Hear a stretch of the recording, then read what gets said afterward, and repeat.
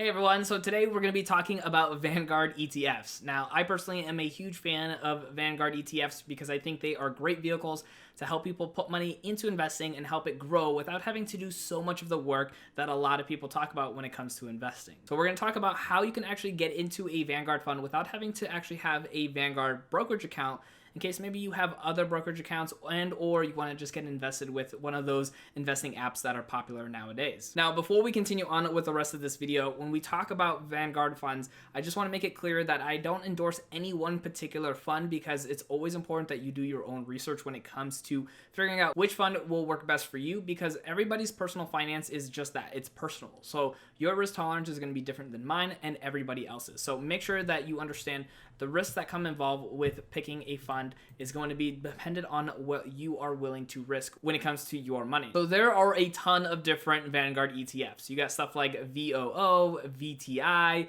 you also got VWO, you got VEA, you got VTV. There's like so many different Vanguard funds, and they really do help cover the market and or different sectors that you might be interested in but don't want to have to invest in individual companies, and it makes it really nice and simple. And the best part about Vanguard ETFs is that their funds are really low in expense ratio for the most part in comparison to a lot of other companies or other groups of ETFs. So here's one of the most important things when it comes to understanding what you are investing in. Making sure that you do your research. Like I mentioned earlier, you don't want to just carbon copy what other people are doing here online when it comes to their investment, but you also want to make sure that you're just learning every single fund and what they have available in that fund that will help you grow your money. Some are pretty aggressive, like VOO, and some like BLV, which is a Vanguard long-term bond, isn't anywhere nearly as aggressive. And then you also have the REIT fund, which is VNQ, so that way you can get into the real estate sector and so many other different funds.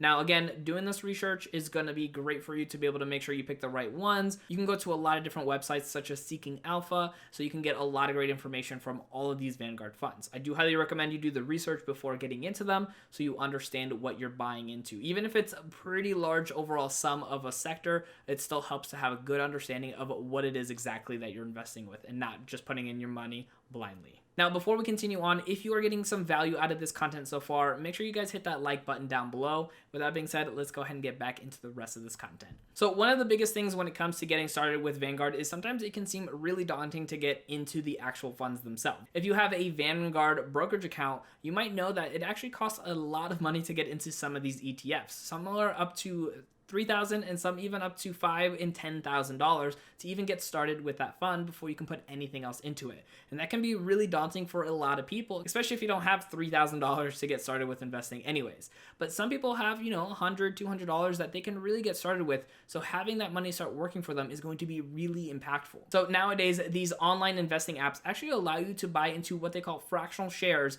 of these funds, which is a really great thing. That means you can pretty much buy into these funds at very small dollar amounts and get your money to start working for you. And so that way you can start earning the growth and also even the dividends on some of these funds. So that way you can have it continue to grow over time and have a bigger impact for yourself. And of course, as you keep putting more into it, the faster it will help you continue to grow your portfolio. Now, of course, there are some really fantastic apps that you can start utilizing. Some of the ones that I personally prefer the most are going to be with M1 Finance, which is allowing you to get started with free trading as well as the fractional trading with a lot of these Vanguard funds. They have pretty much every single one available for you that you might hear on with different websites or even other YouTubers. Then there's also Robinhood, which allows you to buy into a lot of Vanguard funds, and eventually they will have fractional shares available for you, which is really nice, as well as a lot of these other online platforms. Now, I'll leave Robinhood and M1 Finance links in the show notes if you guys want to get started with one of those two platforms. Both of them allow you to get started with Vanguard funds at a very low cost, so that way you can start investing your money and have it work for you. Now, if you actually want to see my investments with Vanguard and what I have in my IRA account, check out my video right over here.